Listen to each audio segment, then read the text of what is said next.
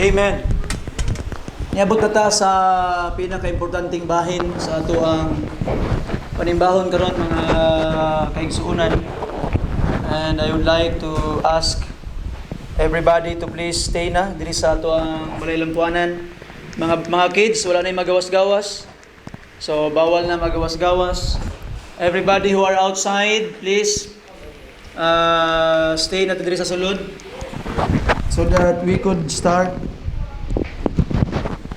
ang pagtuon sa pulong sa Ginoo. And you have already your time, and you have already your time to do your necessities.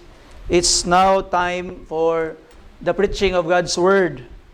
So I will be reading two texts tonight, this afternoon, mga kaigsunan. Duha ka teksto I would like to read before you today. So first is found in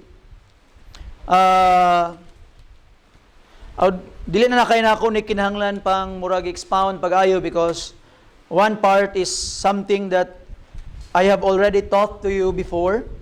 Ako nang natudlo sa tanan before. So let's go sa tuang 1 Corinthians chapter 11, mga kaigsuunan. 1 Corinthians chapter 11. 12, I'm sorry for that, chapter 12 sa atong mga Bible palihog. And we will be reading verses 12 down to verse 31.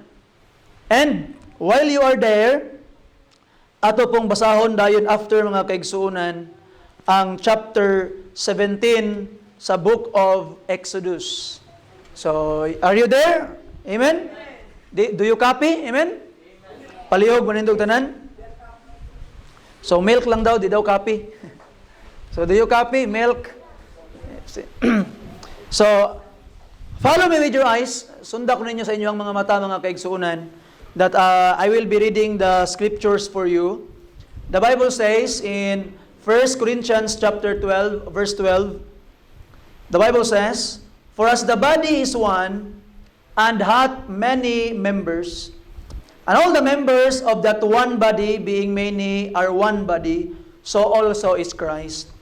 For by one Spirit are we all baptized into one body, whether we be Jews or Gentiles, whether we be bond or free, and have been all made to drink in one Spirit.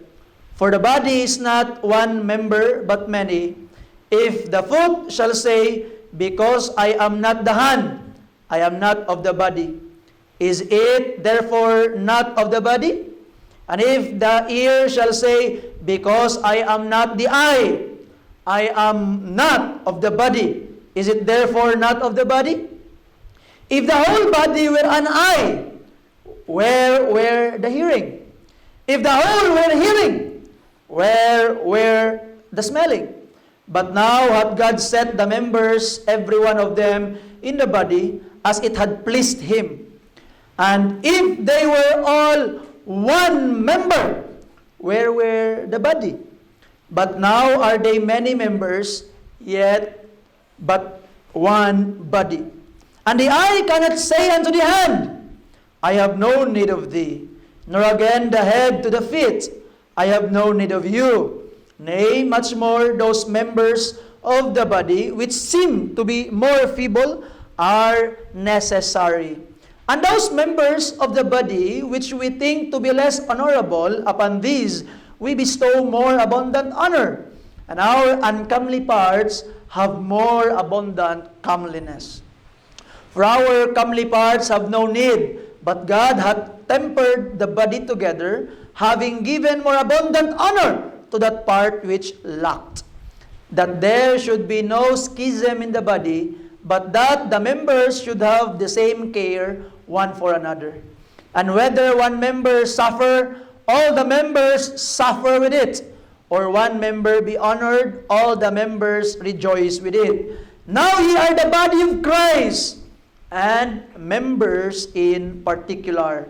And God hath set some in the church, first apostles, secondarily prophets, thirdly teachers, after that miracles, then gifts of healing, helps, governments, diversities of tongues.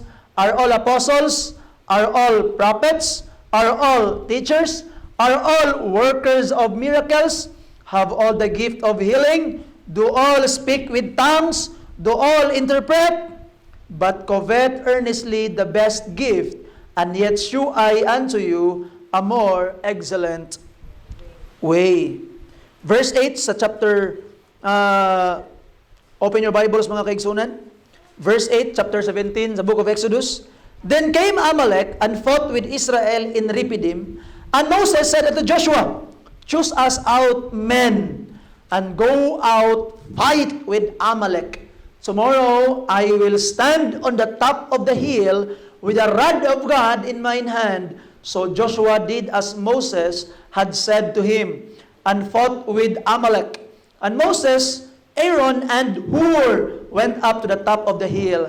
And it came to pass, when Moses held up his hand, that Israel prevailed. And when he let down his hand, Amalek prevailed. But Moses' hands were heavy.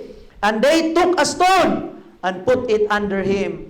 And he sat thereon, and Aaron and Hur stayed up his hands, the one on the one side, and the other on the other side. And his hands were steady until the going down of the sun.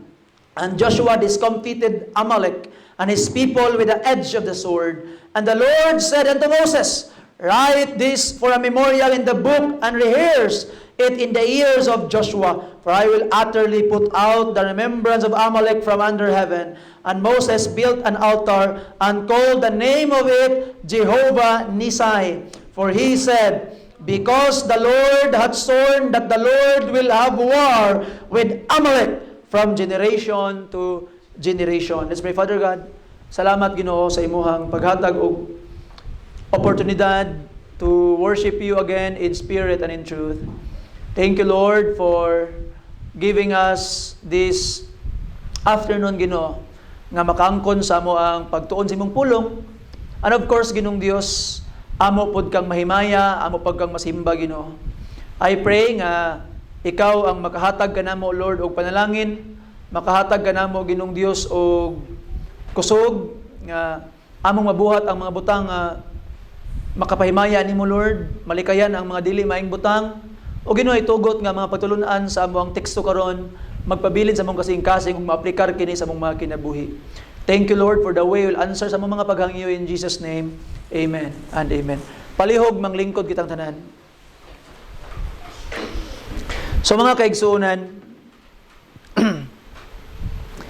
I would like to entitle the message this afternoon as One Body. One Body. So, I have read all of it so that I don't need to go back to the scriptures often.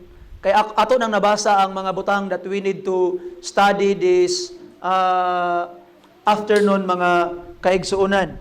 And ato makitaan in chapter 12 sa atong text, it is actually the second half of our Sunday school this morning. And we learned a lot this morning, mga kaigsuonan, and we praise and thank the Lord for the opportunity nga kita makaangkon og pagtulunan sa atoang Sunday school. Sunday school is very important for us nga mahimong ato gyud kining matun-an sa atong tagsa-tagsa nga mga kinabuhi, mga kaigsuonan. So Brad, napay luag di atubangan, Brad.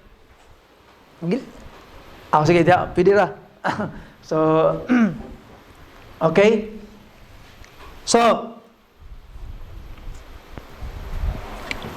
ato makitaan mga pinangga, in our text, sa chapter 12, gipakasusama ni Apostol Paul ang simbahan sa lawas sa tao. Okay? So sa ato pa, if you wanted to understand the complexity of the church, you will only try to look at your own body for you to understand how the church works.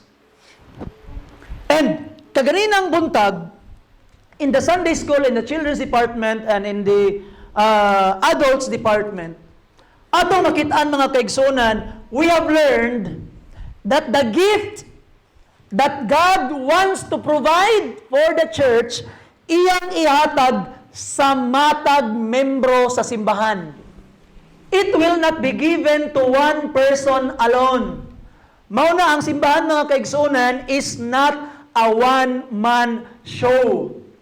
Church is something nga ginapadagan sa tibuok mga katawhan in unison. Lahi-lahi og function, lahi-lahi nga part, pero usa og tumong. Just like our own body, mga kaigsunan, ang ato nga mga lawas, lahi ang ulo, lahi ang mata, lahi ang kamot, lahi ang tiil, lahi ang kasing-kasing, lahi ang lungs, lahi ang kidney, lahi ang tanan nimong mga lawas. Your body has different part, pero kung ang function sa maong lawas, mga kaigsuunan, is ma-combine together, this one body composed of diverse parts can do a great thing in unison. So sa ato pa, ang lawas di ay, ang simbahan di ay, mga kaigsuunan, is compared to a body, compared sa atong mga lawas, dili ta mo function og ayo kung kita nga mga tao sa simbahan is walay unity. Wa ta nagkahiusa. So it is a call for us to be united in our local church. Kinahanglan, mga kaigsunan, that we have one goal, one gitawag nga kanang destination sa ato ang kinabuhi. We have one desire, that is to give glory to God. Dili pwede mo ingon si kamot nga ikaw ulo wa kay pulos. Wa di ta kagamiton. Di pwede mo ingon si mata nga ang dalunggan din ako kinahanglan. Kay nga naman, og way labot ang dalunggan, ingon pa ni Paul ganina, ata magdungog. Kung way labot ang mata, kinsay mo tanaw. You see, di pwede mo ingon si tiil sa kamot, or si kamot sa tiil, or vice versa, mga kaigsunan, nga I don't have need you. Why? Because we can only function well with the help of each other. Let's say, for example, mga kaigsunan, pananglitan ako karon, wala ko'y kamot. Can I become a pastor? Yes, I can become a pastor. Pero, naay limitation ang kaya na kong buhaton. Palitan, wala ko'y tiil. Yes, I can still function, pero naay limitation ang akong kaya buhaton. So, mga pinangga nga mga kaigsunan, put this in your mind, until ang tanang member sa simbahan, dili mo function, ang simbahan, mura siya glawas nga paralyze. Kita kaglawas nga paralyze? Nakita kaglawas nga paralyze, not to body shame with people, dili sa pakaulawan sila, pero ang baklay sa tao nga paralyze, lang yan. Iyang left side na paralyze, gana, iyang kamot, gana, wanang kamot. Na maglakaw.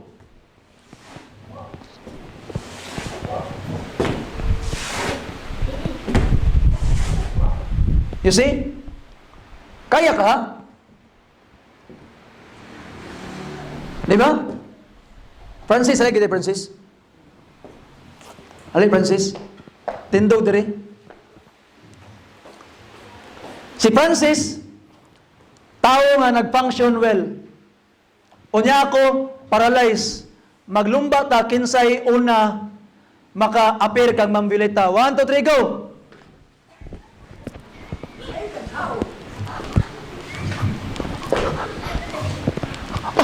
Di ko kapas.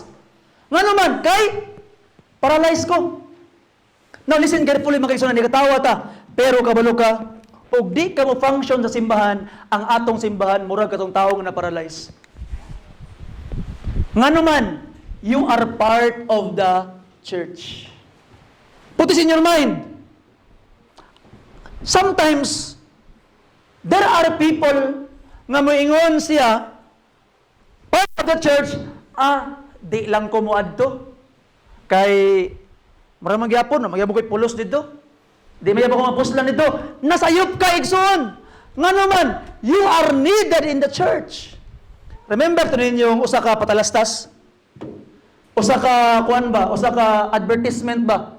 Sa North Korea? Nga katong isa ka sundalo kay nasa mga placard kay magparid sila para atong ilang presidente nga si katong papa ni Kim Jong-un. Unya, ikasapaan siya sa iyang papa, ikasapaan siya sa iyang mama, ikasapaan siya sa iyang bossing. Pagkaman sa parid, ang iyang gihatag sa mga placard is empty, puti lang. Ana siya, pagtanaw niya, way ayong kinabuhi, wa ko'y pulos. Kasabaan ko sa akong bossing, unya ang gihatag sa akong placard, puti ra, way pulos. Di ko mapil ugma sa parid. Laktod nga pagka-istorya, pagka-parid, pagka-ugma, ana ng mga sundalo. Kuya ko kayo. Unya, dala na placard. Pag anak placard, tindog ang presidente. Suko kayo. Nga naman, katong placard ay nga puti, ngipon day ito. Ang dagway sa placard, sa dako kay nga dagway, pangag. Waing isa kang ngipon. Kay nga naman, ingon niya siyang kagalingan, wa ko'y pulos, wa ko'y ayo. Nga naman yun nga, mag-apil-apil, pakuha na nga ang placard niya kung gihatag sa kuha, katong empty, puti ra, wa sa kabalo, nga importante day kayo ito yung part. Ngipon day ito, pag-ana away ngipon ang placard. Suko kayong presidente, ambot nagabuhi pa to. Kung tinuod itong kinabuhi. You see? Kay iyang huna-huna, di na kumuadto nga naman, ang gihatag sa ako, puti ra man ni, unsaon man ni, wa sa kabalo, nga ang iya ding part is one of the most important part, ngipon dahil lang presidente. You see that? So atong makita ang mga pinangga nga mga kaigsuunan, that in the church, we must always remember, everybody is important. And as much as possible, we must do our best to help each other feel their importance. Ipakita ang importante ang imong igsuon. Ingna imong kabay, Brad, importante ka, Brad. Sister, importante ka. Basli ang pikas, Brad, importante ka, Brad. Sis, importante ka. You see? You are important. And ato makita mga kaigsunan, according to the Apostle Paul in 1 Corinthians chapter 12, kadtong pinakaluya, mahimo na noon nga atong tagaan og pinakadakong pagtagad. Nagainom tag vitamins para sa kasing-kasing. You see? Nga naman, kay mo ito'y luya, mo ito'y ampinganan. So katunong mga butang, nga dili kay makita, ang ato ramang kung makita, ang nawong, ang bukton, ang dughan, ang barog atong makita. Pero, kadto dayong mga di makita ang imong utok, ang imong kasing-kasing, ang imong lungs, di ka mabuhi kung wa. Kung putlan ka kamot, mabuhi pa ka, pero kung kuhaan ka kasing-kasing, di ka na mahigugma. Patay ka. You see? Ato makita ang mga pinangga ng mga kaigsuunan nga dili pasabot nga di ka makita or wala ka sa frontline sa simbahan, dili na ka-importante. Sultian di ka again, you are vital. You are important. And ato makitaan, we wanted that the church will be complete in gifts. O ang regalos Ginoo, lahi ang, nagipangutanan ni Ma'am Jen, nalimot kong mention, Ma'am, lahi ang fruit of the Spirit, lahi po ang gift of the Spirit. Na-mention ni Ma'am Janet ganina, katong love, joy, mo to siya ang fruit of the Spirit. Kanitong gisgutan ginang buntag, this is the gifts of the Spirit, na distinction ay kalahian. And we wanted our church to be complete in the gift. And nobody in the church can monopolize the gift. Every one of you, if you are willing to be used by God, ihatag sa Ginoo sa imo ang regalo para magamit ka alang sa iyang kaymayan. So mga kaigsunan, akong ginabalik-balik, dili mahibawaan nga kabalo ka matudlo kung di ka magtudlo. Dili mahibawaan kung kabalo ka mag-story o di ka mag-story. Dili mahibawaan nga may kagtingog kung di ka mukanta. Dili mahibawaan nga may ka mag-soul winning o di ka muuban sa soul winning. You need to use your body, use yourself para mahibawaan nimo nga ang regalo sa Ginoo na aday nimo. And sometimes we will discover, maayo lagi day siya na ay, ngano man to nga, wala na siya nagamit sa una. Why? Because you have not allowed people to use it. Now remember this carefully, mga pinangga nga mga kaigsunan. I have told this morning. Di ba? Tanawa ganiha, unsa ang gustos Ginoo sa itong regalo? Look at this. Verse 7, please. 1 Corinthians 12:7. If you're there, say amen. Tagay ninyo place ang naibibi palihog. Kaya mo ra bang gipahuot ang kuan? Okay? 1 Corinthians 12:7. Look at this. But the what? Of the manifestation. When you say manifest, ipakita dili. Ipakita because manifest. From the word manifest. So if you have gift nga gihatag sa Ginoo sa imong igsoon, God wants it to be manifested sa imong kinabuhi. It must be manifested. Dili siya butang nga imong itago. Dili butang nga gitawag nga kuan. Sa mga kaigsuonan, unsaon pagkabalo nga may day ka mo kanta, pag abot nimo sa tubangan ikanta ka pero imong kanta kay To God be the glory, greetings He hath done. So loved He the world that He gave us His Son. Will people know that you have the gift of singing? Of course not. Ipagawas imong tingog igsoon. Ayaw kadlok. You see? The moment that you are given the chance to sing for the Lord, use that opportunity na imong mapakita o imong maibawan o nabagyod sa imuha nga regalo o paminaw ni mo wala ludhion niya gabi inang Ginoo, Lord, I want gift. Iwan pang Bible, covet. You see, covet. Look at this, chapter 12 mga kaigsuonan, verse 31. But covet earnestly the best gift. Nagsugo ang Bible, thou shalt not covet. But when it comes to spiritual gift, the Bible command, you need to covet. You see? Bawal ka mangibog sa uban. Bawal ka nga, gitawag nga, mahimong mo-desire sa butang sa uban, sa asawa sa ubang tao, sa balay sa uban. But when it comes to gift, you need to covet and ask the Spirit, Oh God, the Holy Spirit, give me this gift that your glory will be manifested sa akong kinabuhi. So igsoon, ay ayaw kahadlok nga imong ipakita ang gihatag sa Ginoo nga regalo sa imo. Gamita because it must be manifested. What happened in the parable of the talents? The person who received 10 talents, naka-earn siya another 5 talents, naka-earn siya another 5, na imong 10 iyang talent. Gidaghan kayang gigamit, he manifest it. Katong gitagad ha, iyang gigamit iyang 2 talents, naka-earn siya another 2, na imong 4 iyang talent. Talents is an amount of money. Pero katong isa, gitagahan sa isa ka talents. Ang iyang gibuhat mga kaigsuonan, iyang gitago, gilubong niya sa yuta, unsa may nahitabo, pag abot sa master, thou wicked and slothful servant.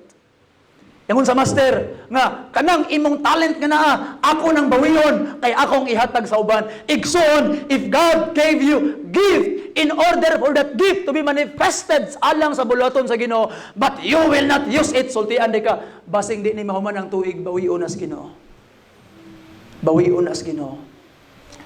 And praise God, you are in the church that encourages you to be part of the work, part of the ministry, mga kaigsunan. Then grab that opportunity because again, you are important.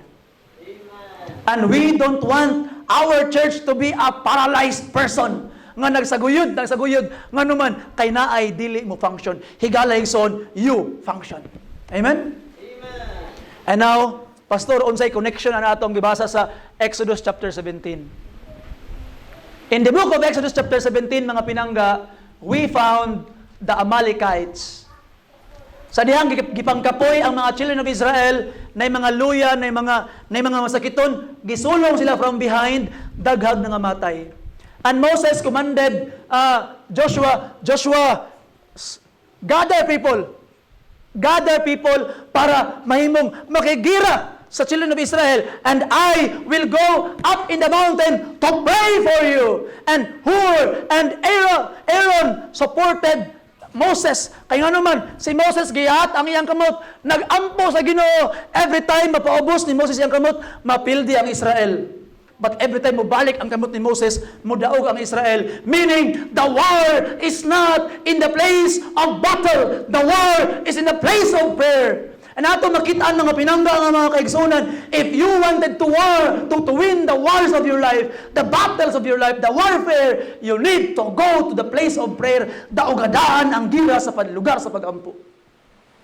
Igsoon, gusto ka mag-eskwela, lisod kayong pagpanginabuhi. Gusto ka nga ang imong mga anak, budako, ang adunay kahadlok sa Ginoo, lisod kayong pagpadako sa ila. Gusto ka mo successful imong kinabuhi, lisod kayang pagpangabuhi. Pero higson, pwede kang mudaog-daan sa lugar sa pagampo.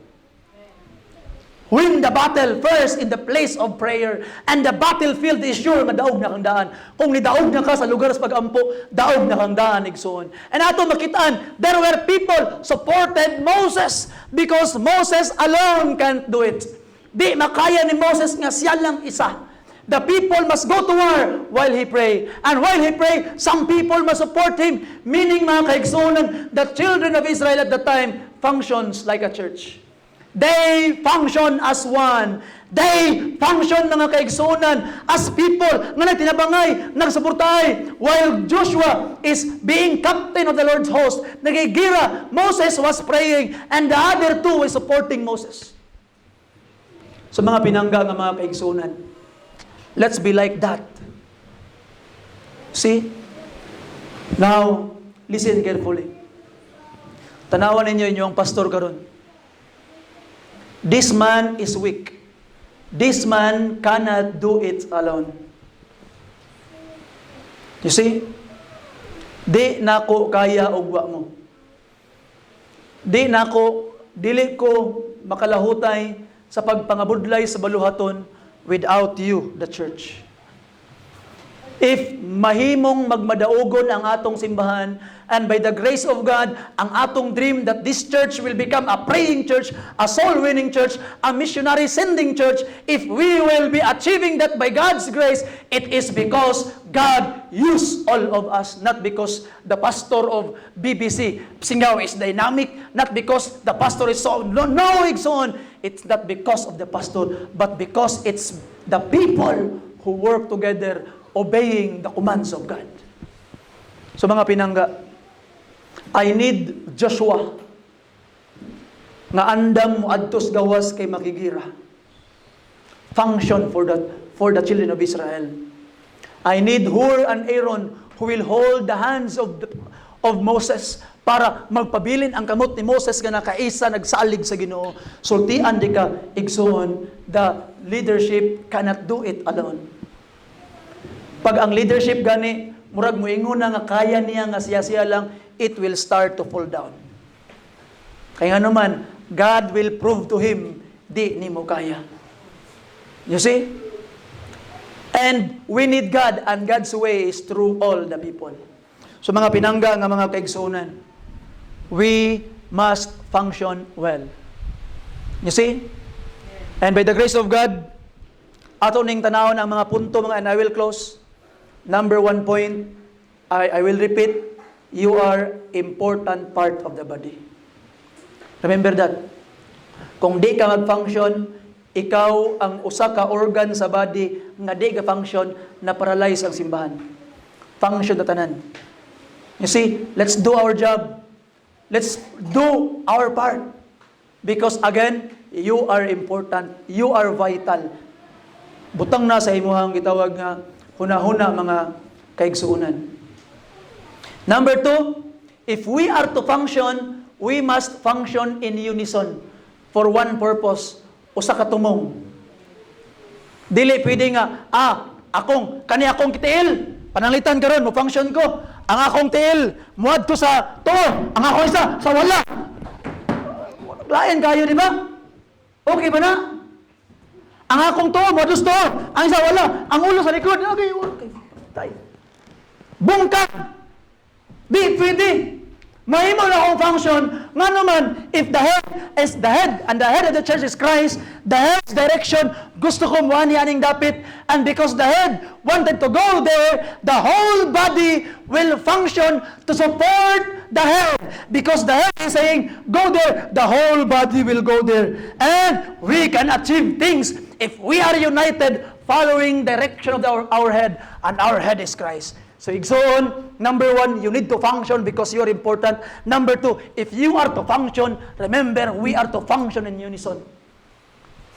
One purpose, sama nilang Hur, sama nilang Aaron, ni Moses, ni Joshua. Lahi-lahi sila ginabuhat, but their function is united, one purpose, to defeat the enemy and to glorify God.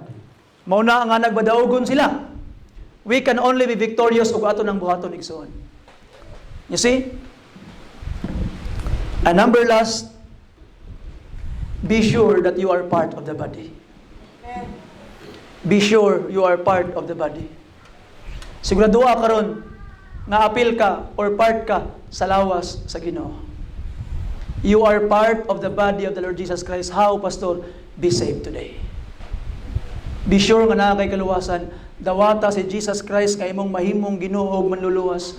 Ayaw nang luwas-luwas lang. Be sure that you have a relationship with God. Tinuoray nga relationship igsoon. Dili ka nang joke-joke lang nga relationship. You see? And if you have a true relationship with Jesus, mga kaigsoonan, you wanted to develop this relationship. Every day nagaw-nahon na ka, unsaon ako para ma-develop ning among relationship. So sama sa relationship sa magtiayon, nagunahuna mo nga na unsaon ninyo pag-develop ang inyong relationship. Ang magtiayon nagaunahuna siguro karon atong paeskwelahon ang mga bata kay pagkahuman pag wala na sila manuroy tag kita-kita lang. Mangaon tag kita duha. We will build together, we will plan together, we will do things together. Why? Because you wanted to develop that relationship just like with God. Og na kay relasyon sa Ginoo, you want to develop that relationship. Pero wala kay relasyon sa Ginoo, unsa may imong i-develop? Basing lahi nga relationship imong plano nga ma-develop. Ha? Okay? I can remember one member of the church, pero naluwas gyud sa tinuod. Before, ana siya, sa tinuod lang bitaw gyud Brother James, no? Nisimba ra mangyud ko diri kay gwapo manggod kay siya. Kuya wag kay plano eh. Tungod sa iya ay mo kabala kay dili diri other church. Pero pasalamat lang daw siya ngano man kay ang iyang tuyo sa pagsugod gid niya kita siya gwapo simbahan. But along the way na ila-ila niya ang pinakagwapo si Jesus Christ. You see? So mga pinangga nga mga kaigsunan, our main attraction sa church, kinsa kay to si? Kinsa to? Si? Jesus Christ. So igsoon, ayon nyo kalimti. We are one body. By the grace of God, ma-function ta. Amen ba? Amen. And as we pray karon, as we close, ingna ang Ginoo, Lord, help me to function in unison with your body. Magampo tama nga langit nun. Salamat Ginoong Dios. Imong kayo. I pray that you would bless ang amo ang panagtigom karon. Gamita kami Ginong Dios alang sa imong kahimayan. Use us more for your glory. And may you bless our fellowship this afternoon Ginong Dios na magmalampuson ug mamabungahon kini. Ikaw na bahala na mo Lord. We need you Lord always in our lives. In Jesus precious name. Amen. If you have wanted to pray mga kaigsoon, you can kneel down or you can bow down your head and talk to God. Pangayuwa sa Ginoo nga mahimo kang mo function in unison with the church. Istoryahan ninyo ang Ginoo. It's your time to talk to Him, that He will use you mightily, pinaagi sa atong simbahan.